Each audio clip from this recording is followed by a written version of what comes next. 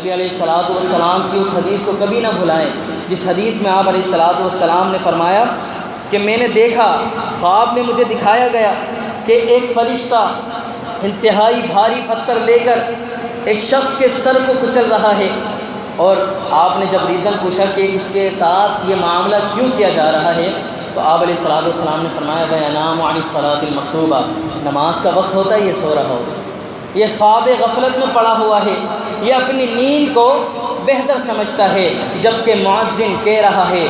اپنی اذان میں کہتا ہے الصلاۃ خیر من النوم، یہ نماز بہتر ہے تیری نیند سے، لیکن نہیں، یہ کہتا ہے میری نیند میری نماز سے بہتر ہے، یہ نماز کے لیے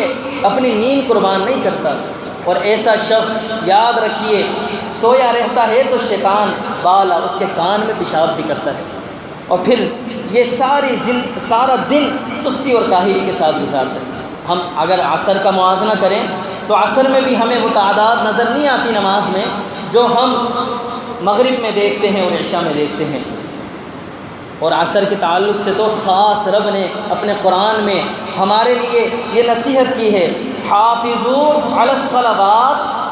کہا کہ نمازوں کی حفاظت کرو۔ پانچوں نمازیں آ گئی ہیں، اس میں عصر کی نماز بھی ہے، فجر کی بھی ہے، ظہر بھی ہے، عشاء بھی ہے، ساری آ گئی، لیکن پھر فرمایا والصلاۃ الوسطی، بالخصوص درمیانی نماز عصر کی حفاظت خصوصی طور پہ کرنا، اس لیے کہ من صلی البردین دخل الجنہ، جو دو نمازوں کی حفاظت کر لیتا ہے، جو ٹھنڈی دو نمازوں کی، جو دو نمازیں جو ٹھنڈی ہیں، کون سی ٹھنڈی نمازیں ہیں؟ فجر کی ہے اور عصر کی ہے، جو یہ دو نمازیں پڑھتا ہے فرمایا دخل الجنہ، اللہ اس کو جنت میں داخل کرے گا۔